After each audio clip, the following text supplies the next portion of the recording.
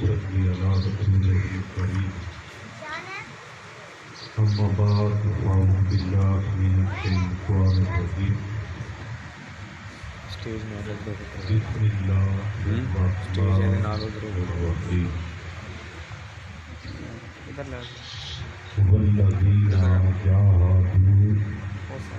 جاہدونا فینا لنہدینہم سبلنا صدق اللہ مولانا العظیم وصدق رسولہ النبی الکریم الامین ان اللہ وملائکتہ یصلون علی النبی یا ایھا الذین آمنوا صلوا علیہ وسلموا تسلیما الصلاۃ والسلام علیک یا رسول اللہ وعلی آلک وأصحابک یا حبیب اللہ الصلاۃ والسلام علیک یا سیدی یا رحمۃ للعالمین وعلی آلک وأصحابک یا خاتم النبیین الصلاۃ والسلام علیک یا دافع البلاء والوباء وعلى آلك وأصحابك يا محمد رسول الله صلى الله عليه وسلم حمد و صلاۃ کے بعد آج سالانہ عرس مبارک اس پر آپ سب حاضر ہوئے. آپ کو میں قلب سلیم سے مبارکباد پیش کرتا ہوں اور ایک واقعہ سنانے کے بعد اپنی تقریر کا آغاز کروں گا. کروڑ ہاں شکر ہے اللہ تعالیٰ کی ذات کا جس نے مجھ جیسے گنہگار جو میرے سر کے اوپر میرے پیر سید غلام رسول شاہ صاحب کے ایک سیال شریف سے فرقہ آیا تھا، فرقہ خلافت، اور آپ کو دستار ملی. وہی دستار بحفاظت سید ملک علی شاہ قلندر رضی اللہ تعالی عنہ کے پاس آئی. آپ نے بڑے اچھے طریقے سے اللہ تعالیٰ کی ایسا اپنا زندگی کا وقت گزارا جس کا کوئی بندہ تصور نہیں کر سکتا. اس کے بعد وہی دستار حضور قبلہ عالم پیر سید خادم حسین شاہ صاحب رضی اللہ تعالیٰ عنہ کے سر پر تاج ولایت کا سجا اور ان کو ذمہ داری سپرد کی. اور اس کے بعد وہی تاج پیر سید مزمل حسین شاہ صاحب کے سر پر وہی تاج سجا. اور اس کے بعد میرے جیسے گنہگار بندے کا اپنی موجودگی میں سید مزمل حسین شاہ صاحب نے میرا انتخاب کیا، میرے سر کے اوپر ولایت کا تاج رکھا، اور بلکہ عرص پاک کے موقع پر، اور میں نے بھی اپنی موجودگی میں وہ دستار ولایت سید ملک حیدر کے سپرد کر جو اس درگاہ کا ولی عہد اور نیب سجادہ نشین ہے، جو آج اسٹیج پر فرما رہے ہیں۔ واقعہ یہ آپ کو سنانا ہے کہ میں نہیں پریشان، پوری دنیا پریشان ہے کرونا وائرس کی وجہ سے، مگر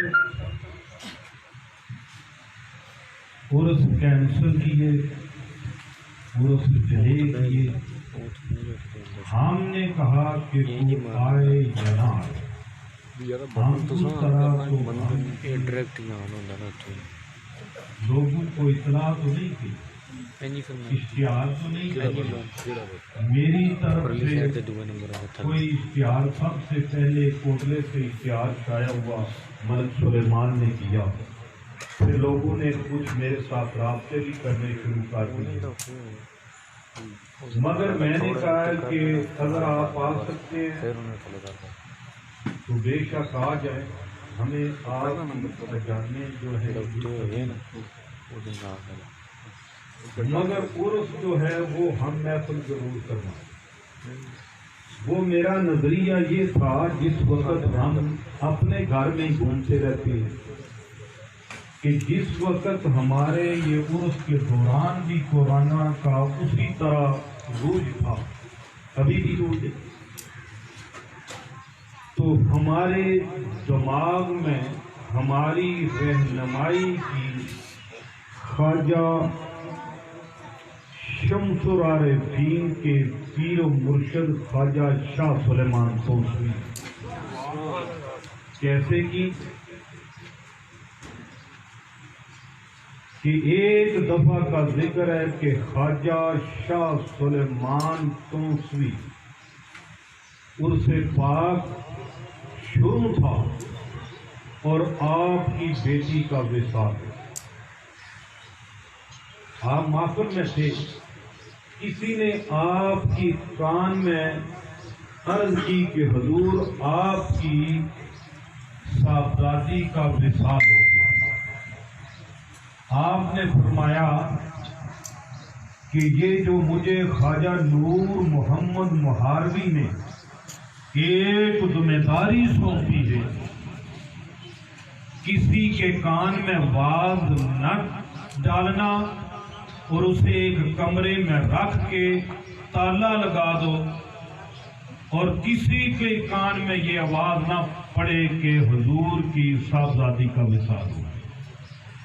جس وقت میں اپنے پیر کی ذمہ داری پوری کروں گا اور اس کے بعد اس کا کفن اور دفن، میں نے بھی کہا کہ دیکھو کورونا تو ہے، عذاب پہلے بھی آتے رہے، فرعون پر 4 عذاب آئے ہیں، اس نے توبہ نہیں کی، ہم پر بھی عذاب آئے، اس جگہ پر عذاب آئے، یہ ساتھ ہی جادلہ شہر ہے، کچھ دن پہلے یہاں پر زلزلہ آیا تھا، وہ بھی اللہ تعالیٰ نے ناراضگی کا عذاب، اس سے پہلے باغ میں زلزلہ آیا تھا، ناراضگی کا عذاب کیا۔ ایسے ایسے واقعات ہو رہے ہیں جس سے اللہ تعالیٰ اپنا کبھی زلزلوں کی صورت میں، ناراضگی کا اظہار کر رہا ہے، اور کبھی پانی خراب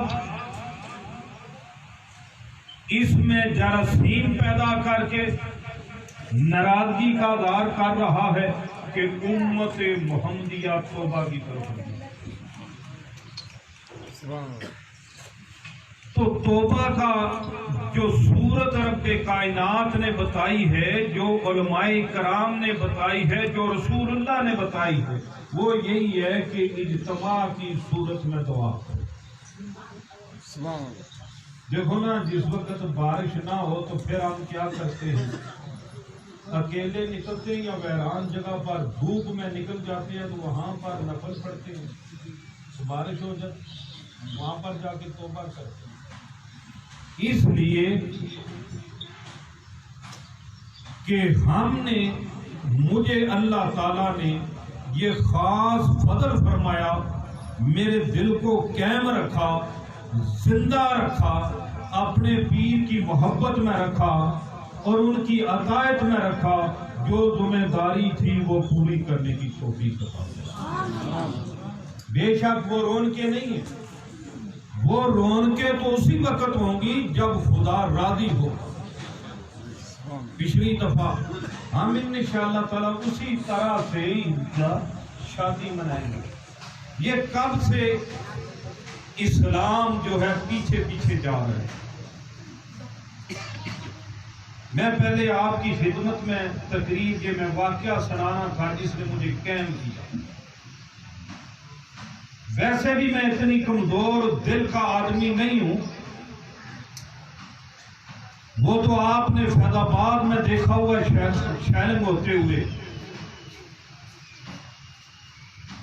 داتا حضور کی نگری میں دیکھا ہوا ہے، ریڈ زون اسلام آباد میں دیکھا ہوا ہے کہ اتنے کمزور دل کا آدمی میں نہیں ہوں۔ مجھے اللہ نے پیدا کیا اور اپنی عبادت کے لیے پیدا کیا اور رسول اللہ کی ناموس کے تحفظ کے لیے پیدا کیا۔ مقصد ہمارا پیدا ہونے کا، تمام نبیوں کا بھی پیدا ہونے کا مقصد ایک ہی ہے کہ ختم نبوت حضور کی ناموس کا تحفظ کرنے والا۔ نعرہ تکبیر، نعرہ رسالت، نعرہ حیدری، آسان الیشکری نشری، حجہ پیٹ بارک سنجا صاحب۔ اللہ تعالیٰ نے فرمایا ہے جو آج میں نے عرس پاک کے موقع پر جس کو میں نے اپنی تقریر کا موضوع بنایا، اللہ تعالیٰ نے فرمایا والذین جاہدونا فینا لنہدینہم سبلنا، اور جس نے ہماری راہ میں محنت کی، مشقت کی، ریاضت کی، ہم ضرور ان پر ایک نہیں سارے کے سارے راستے کھول۔ سبیل ایک کو کہتے ہیں، سبل جمع کا صیغہ ہے، اس لیے جتنے بھی جا رہے ہیں۔ اب تھوڑی سی اور توجہ اپنے دماغ کو کھولیں، وہ راستے کون سے ہیں جو رب کھول دیتا ہے؟ وہ ہے سلسلہ چشتیہ۔ وہ راستہ کون سا ہے؟ سلسلہ چشتیہ۔ وہ سلسلہ کون سا ہے؟ سلسلہ قادریہ۔ وہ سلسلہ نقشبندیہ ہے، وہ سلسلہ سہروردیہ ہے۔ اس کی مراد کہ یہ جو راستے ہیں، ان راستوں سے مراد ہے سلسلہ چشت، سلسلہ قادری، سلسلہ نقشبندی، سلسلہ سہروردی۔ یہ راستے ہیں جو اللہ تعالیٰ کی طرف لے کے جاتے ہیں۔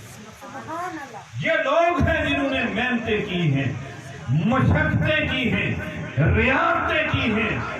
تو دوستو، جس وقت حضور علیہ السلام نے آغاز کیا اسلام کا، ایک وقت تھا کہ صرف 37 مسلمان تھے۔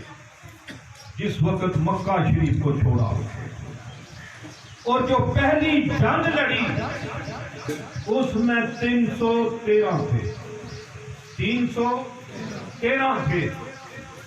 جو پہلی جنگ ہوئی اور مسلمانوں کو فتح ہوئی، اس وقت جس وقت پوری دنیا میں ہر طرف کفر ہی کفر تھا، ایک صرف مدینہ شریف کی آبادی تھی، ایک ریاست تھی، اس میں صرف مسلمان بستے تھے، اکثریت سے نہیں اقلیت میں۔ تو اس وقت مسلمانوں کو کیا ہوا تھا؟ فتح ہوئی تھی۔ پھر حضور علیہ السلام کے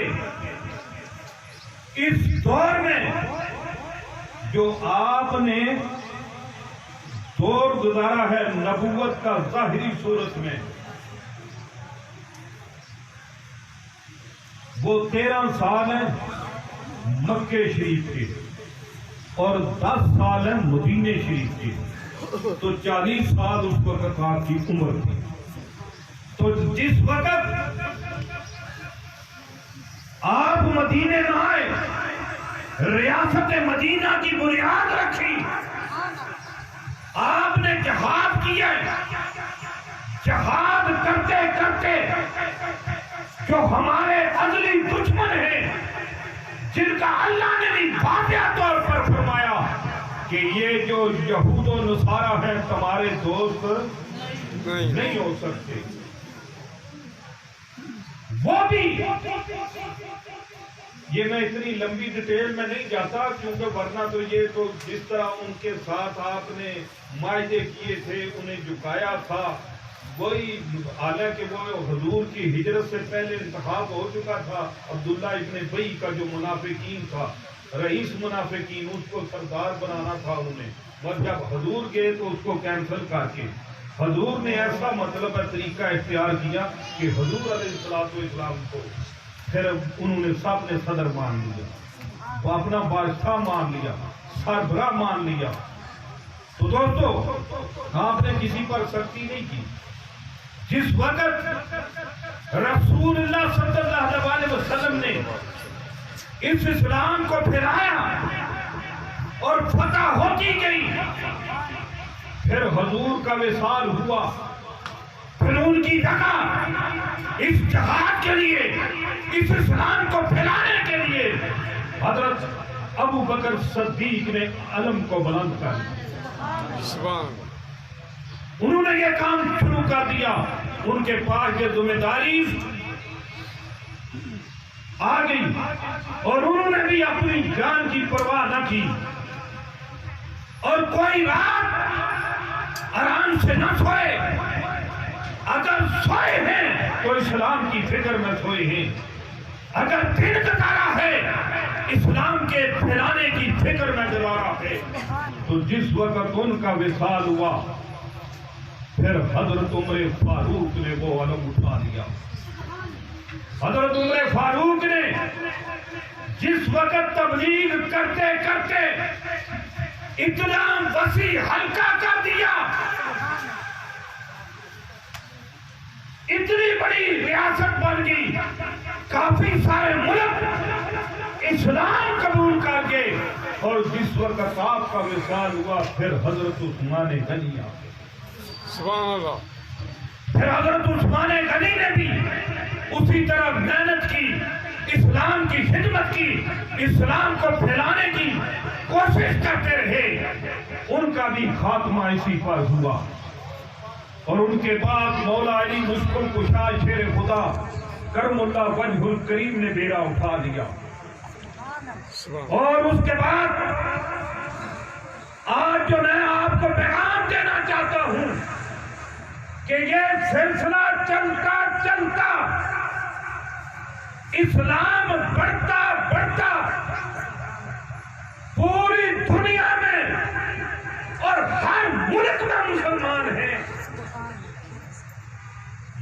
مگر یہ جو صدی پیچھے گزر چکی ہے 1920 میں ایک اقتدار آیا، ایک فتنہ آیا، ایک ایسی سوچ آئی کہ جنہوں نے مزارات کو گرانے کا سوچ دی تھی، حالانکہ وہ لگا ہوا پہلے بھی تھا، جسے حضور نے فرمایا یہ شیطان کا سنگ ہے۔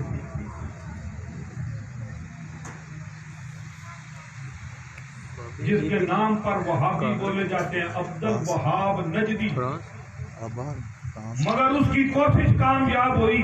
کس وقت 1920 میں، جس وقت 1920 آیا تو پھر جو ہمارے مجاہد تھے، خالد بن ولید جیسے، حضرت عمر فاروق جیسے، حضرت عثمان غنی جیسے، پھر حضرت عثمان غنی کا بھی دربار شہید ہوا، رسول اللہ کی بیٹی کا بھی دربار شہید ہوا۔ یہ پہلے مزارات بنے ہوئے تھے، یہ 1926 میں گرائے گئے، ایک فرقہ پیدا ہوا تھا، پھر انہوں نے گراتے گراتے پھر آج ایک ایسا وقت آ گیا ہے کہ آج وہ خلیفہ جسے چھٹا خلیفہ مانا جاتا ہے امام حسن کے بعد، جن کا نام ہے حضرت عمر بن عبد العزیز، آج 2-3 دن پہلے ان کے مزارات کی برہمتی کی گئی۔ یہ جس وقت تک یہ فرقہ بڑھتا بڑھتا اور ایسے جلیل القدر صحابہ جن کا رسول اللہ بھی ذکر کرتے ہیں اور جن کا خدا بھی ذکر کرتا ہے، جن کے مزارات پر رسول اللہ خود ہر روز حاضری دیتے ہیں، کیا اپنے چاچا حضرت امیر حمزہ کے دربار پر حضور روزانہ نہیں جاتے تھے؟ پہلے وہ بھی دربار بنا ہوا تھا، 1926 میں شہید ہوا۔ یہ تاریخ نہیں ہے؟ اور جنت البقیع جہاں 10,000 صحابہ آرام فرما ہیں، کیا حضور وہاں نہیں جاتے تھے؟ جاتے تھے نا، ان کی قبروں پر جاتے تھے نا۔ تو جس وقت قبروں سے منع کرنے والے، کیونکہ یہ ہے ہمارے رہنما راہبر، یہ یاد رکھنا کبھی منزل مقصود تک نہیں پہنچاتا، ہمیشہ راہبر جو ہوتا ہے نا وہ منزل مقصود پر پہنچاتا ہے۔ اسی لیے ہم بیعت کرتے، بیعت ایک نہیں، یہ بیعت رضوان تو بڑی مشہور ہے نا، اس سے پہلے 2 بیعتیں ہیں جس وقت حضور نے ہجرت کی۔ یہ میں نے بیعت کا جو ہے نا یہ آگے سلسلہ چلانا ہے 11ویں شریف کے موقع پر۔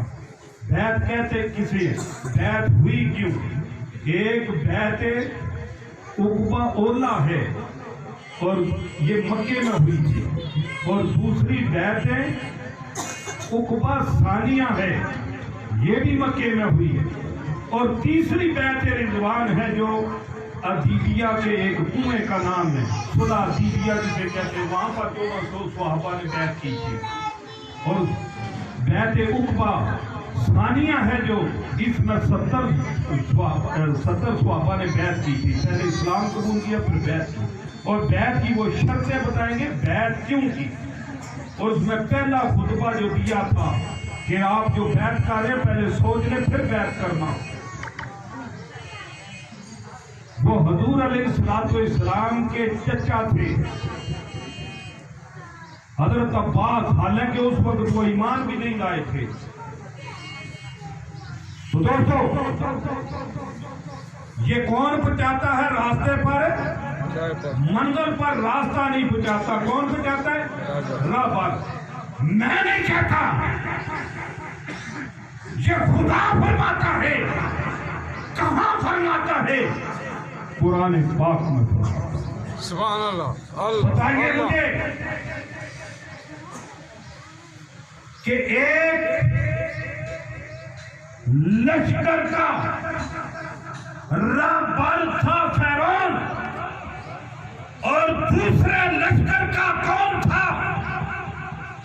حضرت موسیٰ علیہ السلام۔ راستہ ایک تھا، آگے موسیٰ علیہ السلام تھے، وہ بھی منزل تک پہنچنے کے لیے اپنے لشکر کو لے کے گئے تھے، اور یہ بھی منزل کے لیے ان کو شہید کرنے کے لیے ان کا پیچھا اسی راستے پر تھا۔ اس کا بھی کامیابی کا مشن تھا کہ ہم انہیں شہید کر دیں گے، اور ان کا بھی مشن تھا ہم پار چلے جائیں گے، محفوظ ہو جائیں گے۔ دونوں کا مشن تھا کامیابی کا، مگر وہ جو ان کے رہبر تھے وہ علیحدہ تھے، راستہ ایک تھا۔ جس وقت چلتے چلتے اس راستے پر ایک رکاوٹ آئی، دریا آیا، تو موسیٰ علیہ السلام نے اپنا عصا اس دریا کے پانی کو مارا، اور پانی ادھر کا ادھر رک گیا اور ادھر کا ادھر رک گیا، سبحان اللہ، اور درمیان سے راستہ بن گیا۔ وہ کس نے مارا تھا عصا؟ رہبر نے مارا تھا۔ تو پھر وہ پورا لشکر پار کیا یا نہ کیا؟ تو جس وقت وہ دوسرے لشکر کا رہبر وہاں پہنچا، تو اس وقت جس وقت وہ اس راستے میں پڑا، راستے میں داخل ہوا، تو پانی آپس میں مل گیا، بلکہ وہ لشکر غرق ہو گیا۔ اس لیے دوستو، رہبر جو ہوتا ہے ہمیشہ وہ منزل مقصود تک پہنچاتا ہے، راستہ منزل مقصود تک نہیں پہنچاتا۔ جن کا رہبر موسیٰ علیہ السلام تھے وہ اپنی منزل مقصود تک پہنچ گئے، اور جن کا رہبر فرعون تھا وہ منزل مقصود تک نہ پہنچے بلکہ ہلاک ہو گئے۔ نعرہ تکبیر، نعرہ رسالت، نعرہ حیدری، اللہ محمد چاریہ، آجی آجا کتب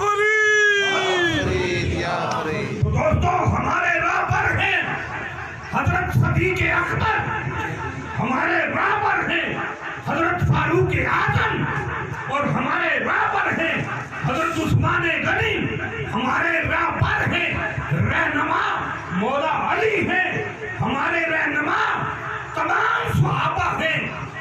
رب کائنات کے حبیب نے فرمایا اصحابک النجوم فبہم یہم فاتدیتم، میرے تمام صحابہ ستاروں کی مانند ہیں، جن میں جس کی اتباع کرو گے ہدایت یافتہ ہو جائے۔ سبحان اللہ، اصحابک النجوم فبہم اقتدیتم فاتدیتم، میرے تمام صحابہ ستاروں کی مانند ہیں، جو بھی اس کی اتباع کرے گا ہدایت یافتہ ہو جائے گا۔ تو دوستو، وہ جلیل القدر صحابی خالد بن ولید، جس کا جسم جو ہے وہ ایک حصہ بھی خالی نہیں تھا زخموں سے، جب اس کا مزار گرایا جائے گا، جب حضرت عثمان غنی کا گرایا جائے گا، حضور کی بیٹی فاطمہ الزہرا کا گرایا جائے گا، حضرت عمر بن عبدالعزیز جن کی خدمات ہیں، جو ہمارے رہبر تھے، جن کے تعلیم یافتہ تربیت یافتہ ہمارے ملک میں بھی داخل ہوئے، محمد بن قاسم، جب ہم نور الدین زنگی کو بھول جائیں گے، ان کی قبروں کا یہ حال کریں گے، ان کے مجسمے نکالیں گے، ان کی بےنتی کریں گے، تو پھر خدا راضی نہیں ہوگا، خدا ناراض ہوگا۔ بے شک، اس لیے جس وقت یہ فرقہ نکلا اور انہوں نے بےنتی شروع کر دی، اب پوری دنیا میں مسلمان پیچھے جا رہے ہیں۔ اب یہ حال ہو گیا ہے، جس وقت یہ ہمارے رہبر تھے، ان کے ساتھ ہمارا رابطہ تھا، ہمارا ناطہ تھا، ہمارا ان کے ساتھ تعلق تھا، نسبت تھی، تعلق جڑا ہوا تھا، تو اس وقت تک ہمیں فتح نصیب ہوتی رہی، اس وقت ہمیں فتح نصیب ہوتی رہی۔ سبحان اللہ۔ بتائیے محمد بن قاسم جس وقت آیا تو کیا اس نے مال و دولت بنایا تھا؟ وہ خدا کے دین کے لیے لڑا تھا۔ نور الدین زنگی نے کس لیے لڑا تھا؟ دین مصطفیٰ کے لیے لڑا تھا۔ سبحان اللہ۔ وہ معبود غزنوی کس لیے لڑا تھا؟ دین اسلام کے لیے لڑا تھا۔ اور شہاب الدین غوری کس لیے لڑا تھا؟ کس لیے لڑا تھا؟ اسلام کی خاطر لڑا تھا۔ اور مجھے یہ بتائیں کہ پوری دنیا میں اسلامی ملک موجود ہیں اور ان کے سربراہ جو ہیں وہ بھی کلمہ پڑھنے والے ہیں۔ مجھے یہ بتائیں کہ کوئی کسی ملک کا مسلمان کا سربراہ دین کے لیے لڑ رہا ہو یا درس دے رہا ہو کوئی ہے؟ بلکہ دین کے مخالفوں کی افادت کرنا تو جانتے ہیں، دین کا دفاع کرنا نہیں جانتے۔ تو دوستو اس کی ہماری ایک ہی ہم آج یہ آپ کو پیغام دینا چاہتے ہیں، یہ جو پیر ہیں یہ راہبر جس وقت آپ نے چھوڑ دیے، ان کی صحبت میں بیٹھنا چھوڑ دیا، خدا کہتا ہے کہ اس وقت گناہ لکھا جاتا ہے کہ جس وقت گناہ انسان کرے اور نیکی کا ارادہ کرے تو نیکی اسی وقت لکھی جاتی ہے۔ مگر جو ہمارے راہبر ہیں، جو متقی ہیں، جو پرہیزگار ہیں، جن سے دوسرے مذہبی تعلیم لیتے تھے، یہ جلال الدین رومی کو ہم نے چھوڑ دیا ہے، مولانا روم کو چھوڑ دیا ہے، یہ جو ہمارے راہبر تھے مغرب والے اپنے یونیورسٹیوں میں ان کے لیکچر دیتے تھے، ان کی کتابوں کی تعلیم دیتے تھے، ہم نے ان سے منہ موڑ لیا ہے اور ہم ہلاک اور تباہ اور برباد ہو رہے ہیں۔ تو دوستو جس طرح ہمارے یہ جو پہلے حکمران آئے تھے جو دین کی سربلندی کے لیے لڑتے تھے، اپنے پیٹ کے لیے نہیں لڑتے تھے، مال بنانے کے لیے نہیں لڑتے تھے، اس وقت ہم پر اللہ راضی تھا۔ اب ہمارا رابطہ جو ہے کٹا گیا ہے، تو یہ جو پیر ہوتے ہیں ان کا مطالعہ کرے دیوانوں کا، تو یہ پتہ کیا لکھتے ہیں؟ یہ کہتے ہیں کہ نیکی گناہ کرنے سے پہلے گناہ کا سوچنا یہ اس سے بھی بڑا ظلم ہے۔ جو ایسا راہبر ہو، جو ایسا تعلیم دے، جس وقت اس سے ہمارا یہ رشتہ کٹ جائے گا تو پھر ہم کیسے متقی بنیں گے؟ ہم کیسے پرہیزگار بنیں گے؟ ہم کیسے گناہ سے بچیں گے؟ گناہ سے بچنے کا آج بھی ایک ہی طریقہ ہے۔ یہ جو درگاہیں ہیں، یہ داتا صاحب بہت بڑی ہستی آئیں گے نہیں، لوگ ان کی کتابیں نہیں پڑھتے مگر ان کی قبر سے تربیت لیتے ہیں۔ اگر داتا صاحب کی مزار گرا دی جائے تو پھر کتنے لوگ اس تربیت سے محروم ہو جائیں گے، کتنے لوگوں کا رشتہ ٹوٹ جائے گا۔ تو یہ لوگ ہی ہوتے ہیں جن کی قبریں بھی تعلیم دیتی ہیں اور اس کے مصطفیٰ کی محبت اور اللہ تعالیٰ کی بندگی کا درس دیتے ہیں، بلکہ زیادہ ان کی تصنیف نہیں بلکہ مزارات جو نشانیاں ہوتی ہیں، اللہ تعالیٰ فرماتا ہے یہ میری نشانیوں میں سے میری ایک نشانی ہے۔ رسول اللہ نے فرمایا تھا مومنوں کی قبر جنت کے باغوں میں سے ایک باغ ہے۔ یہ کس کی؟ مومن کی۔ تو صحابہ کی تو شان ہی اور ہے۔ سبحان اللہ۔ عمر بن عبدالعزیز کی تو مکان ہی اور ہے۔ جس وقت ان پر حملہ کیا جائے گا تو پھر خدا ہم پر راضی ہوگا یا ناراض؟ تو اس لیے اپنا پرانا تعلق بحال کرو، اہل اللہ کو تلاش کرو جو صحیح ولی اللہ ہے، تمہاری صحیح رہنمائی کرے اور تمہارا راہبر بنے اور تمہیں صحیح مقام پر لے جائے جس لیے اللہ تعالیٰ نے ہمیں پیدا کیا. تو اسی پر میں آج یہ پیغام دینا تھا کہ یہی کہ آج ہمیں بہت افسوس ہے کہ ہمارے وہ جلیل القدر خلیفہ چھٹے خلیفے جنہوں نے اسلام کی اتنی خدمت کی، اسلام کی اتنی حفاظت کی، اسلام کو اتنا آگے پھیلایا، اور اس ذہن کے لوگ جنہوں نے ایسا فرقہ تیار کیا ہے انہوں نے ان کے جسد خاکی کو بھی نہ بخشا، جن کے اسلام پر احسان ہے ان کو بھی نہ چھوڑا. رسول اللہ کا فاطمہ الزہرا ذکر ہے جنہوں نے ان کی مزار کو شہید کیا تھا.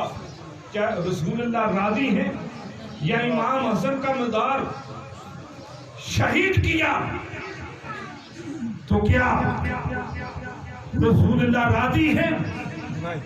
اس لیے دوستو ان سے رشتہ قائم کرو، ان کے ساتھ تعلق بناؤ، ایسے راہبر تلاش کرو جو اللہ کے ولی ہیں. یہ جھکنا جانتے ہیں، آکڑنا جانتے نہیں. آکڑنا جانتے نہیں، یہ جھکتے ہیں اور جھکاتے ہیں. یہ غرور تکبر سے دور رکھتے ہیں. مولوی جو ہوتا ہے وہ اپنی بات منواتا ہے، جو اللہ کا بندہ ہوتا ہے جسے معرفت حاصل ہوتی ہے وہ اپنی ذات منواتا ہے. یہ میں نہیں کہتا، جلال الدین رومی کہتا ہے. سبحان اللہ.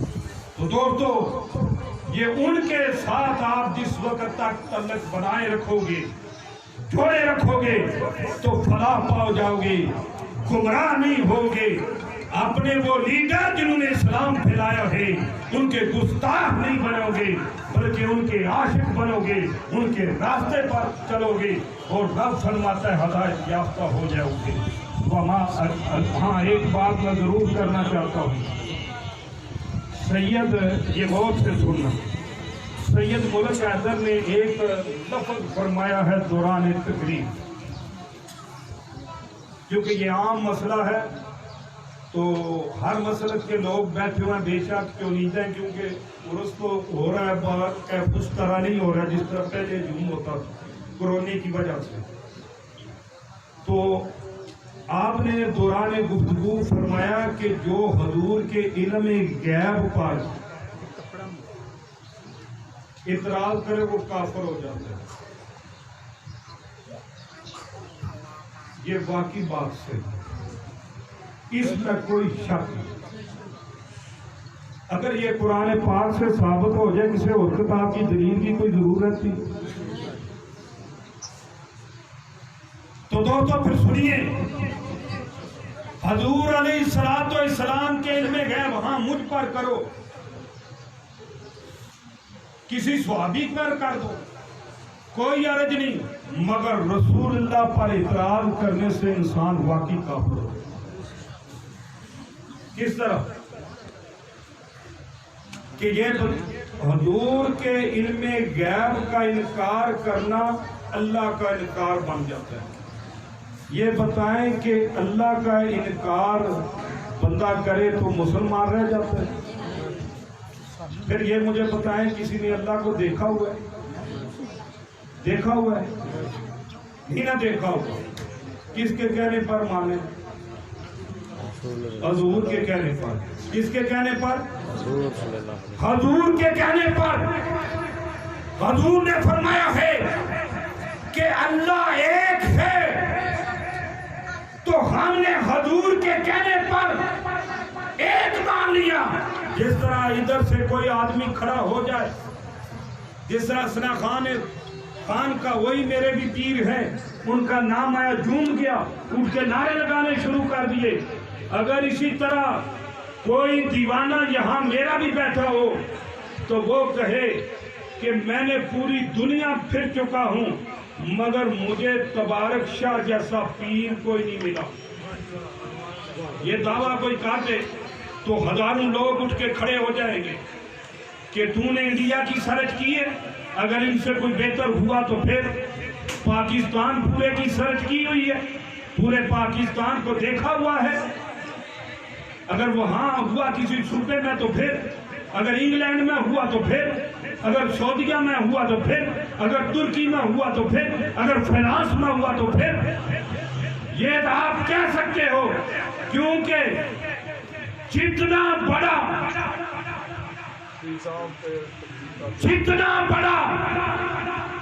لالچ ہوگا اتنا ہی بڑا کالج ہوگا.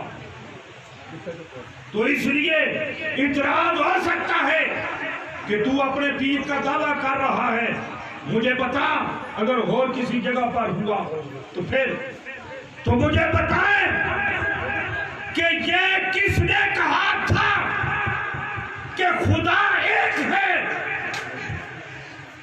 کس نے کہا تھا؟ نبی پاک نے. تو بتائیں خدا کہیں اور ہے؟ یہ حضور کی سرچ تھی کہ حضور نے فرمایا خدا ایک ہے، اور ہم مان گئے میکہ میں بھی وہی خدا ہے، یورپ میں بھی وہی خدا ہے، ایران میں بھی، عراق میں بھی، انڈیا میں بھی، پاکستان میں بھی، ہر جگہ وہی خدا ہے.